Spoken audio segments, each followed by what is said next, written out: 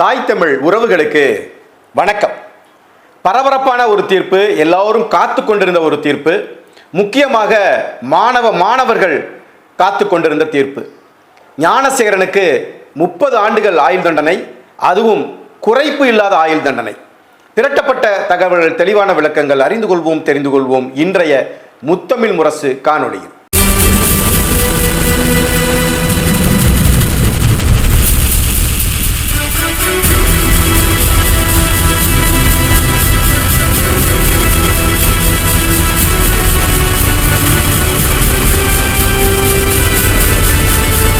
ஐந்து மாதத்தில் ஒரு வழக்கை முடித்து தீர்ப்பு வழங்கியிருப்பதாக நீதிமன்றம் சரி, காவல்துறையும் சரி, ஆளுகிற தரப்பும் சரி பெருமிதம் கொள்கிறது. தாமதமான நீதி சரியான நீதி இல்லை, அது அநீதி அப்படிங்கிறது ஒரு சொல் இருந்தாலும், விரைவான நீதி என்பது இப்பொழுது மிகப்பெரிய சிறப்பான ஒரு நீதியாக பேசப்படுது.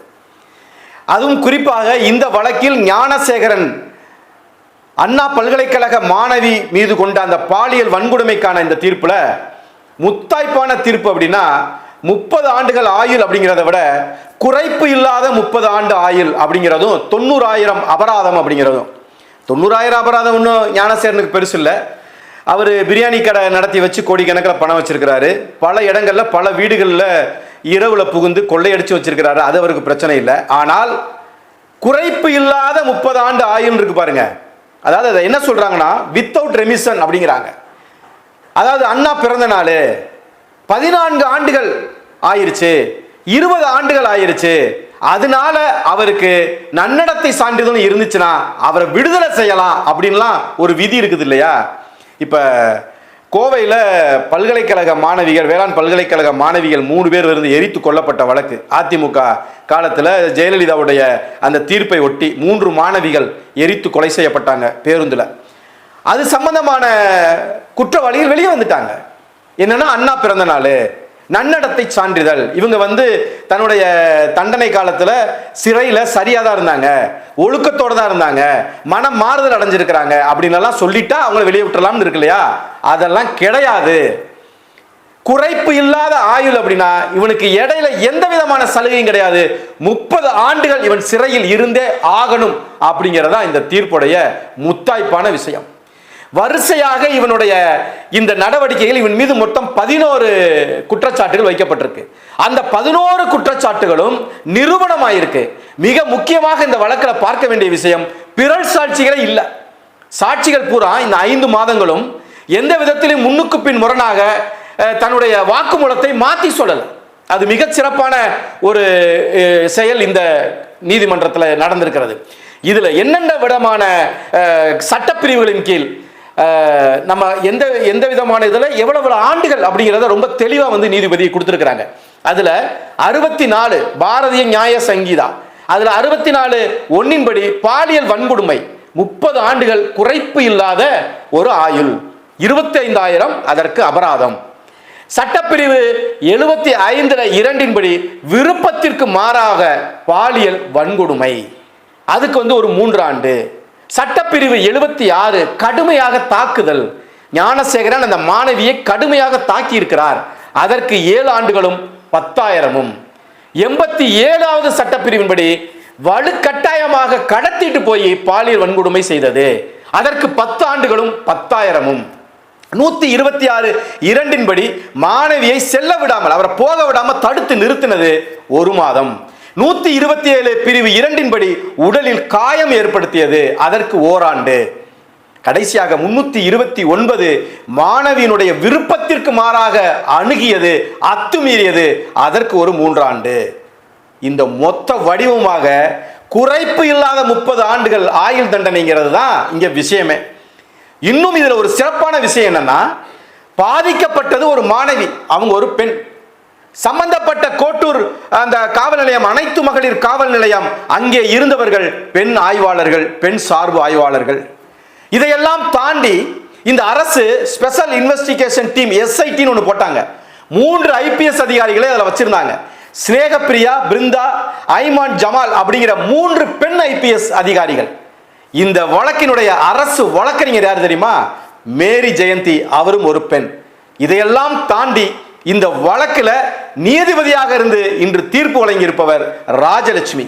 இப்படி முழுமையாக ஒரு பெண் பாதிக்கப்பட்டாள் என்பதற்காக ஒட்டுமொத்த பெண்கள் அடங்கிய ஒரு குழுவாக இந்த தண்டனையும் இந்த நீதியும் இருக்கிறது அப்படின்னு பார்க்கக்கூடிய இந்த நேரத்தில் நம்ம எல்லா பேருக்குமே ஒரு கேள்வி வருது.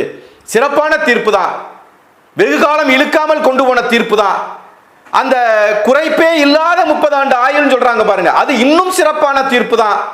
11 குற்றங்களுமே நிரூபிக்கப்பட்டிருப்பதும் மிக சிறப்பு தான்.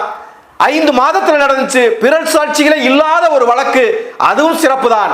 எல்லாத்தையும் தாண்டி இந்த நீதிமன்றம் ஞானசேகரனுக்கு தண்டனை கொடுத்திருக்கிறது என்று நம்மளை நாமளே திருப்திப்படுத்திக் கொள்ளக்கூடிய இந்த நேரத்திலும் ஒரே ஒரு கேள்வி இன்னும் நம்முடைய மனதினுடைய ஆழத்திலிருந்து எதிரொலித்துக் கொண்டே இருக்கிறது. அதுதான் யார் அந்த சார் அப்படிங்கிறது. உண்மையில் அந்த சார் என்பவர் இல்லவே இல்லையா?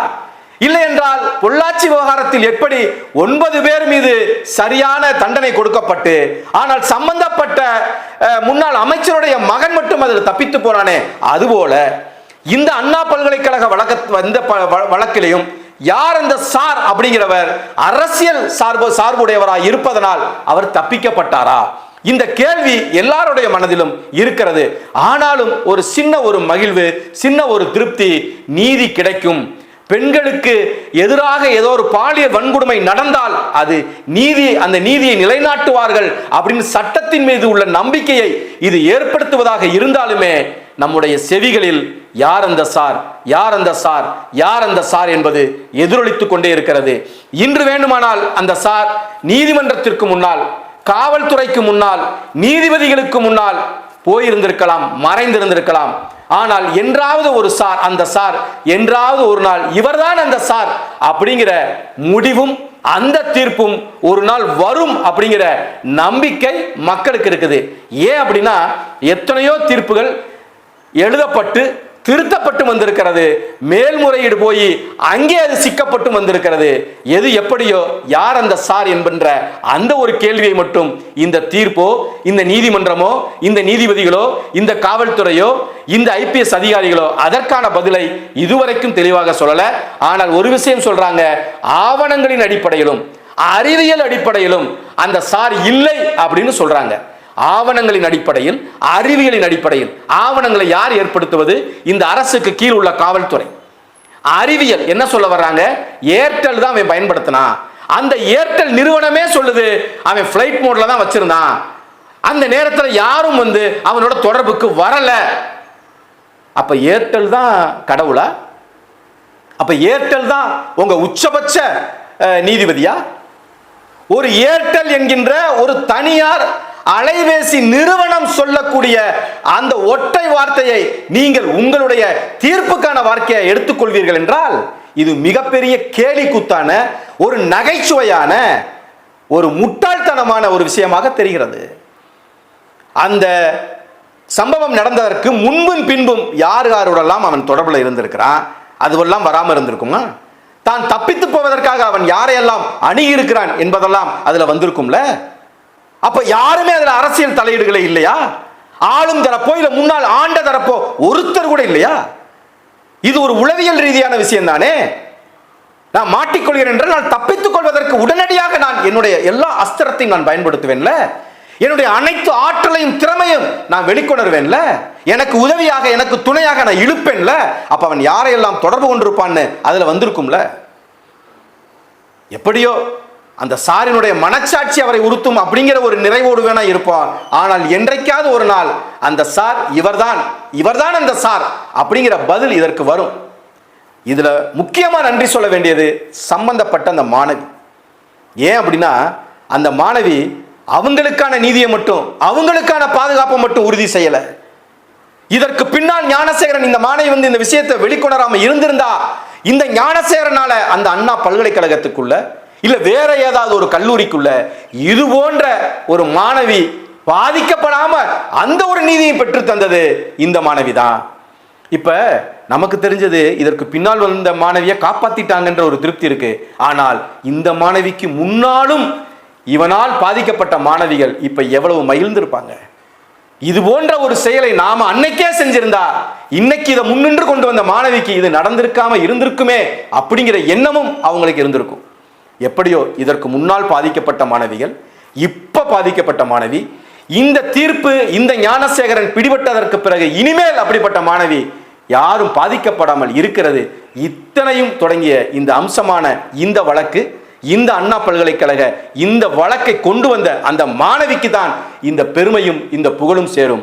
எது எப்படியோ, ஆனால் இதில் சம்பந்தப்பட்ட Snehapriya IPS, Brinda IPS, Aiman Jamal IPS மற்றும் வழக்கறிஞர், அரசு துறை வழக்கறிஞரான மேரி ஜெயந்தி, நீதிபதி ராஜலட்சுமி, கோட்டூர் அனைத்து மகளிர் காவல் நிலையத்தில் இருந்த ஆய்வாளர், சார்பாய்வாளர் அத்துணை பேரும் இந்த பெண்கள் அடங்கிய இந்த வழக்கில் சம்பந்தப்பட்டு இந்த வழக்குக்கான நீதியை பெற்றுக் கொடுத்த அனைத்து பெண் அதிகாரிகளுக்கும், நீதிபதிகளுக்கும், வழக்கறிஞர்களுக்கும் முத்தமிழ் முரசு தலை வணங்கி தன்னுடைய நன்றியை செலுத்திக் கொள்கிறது.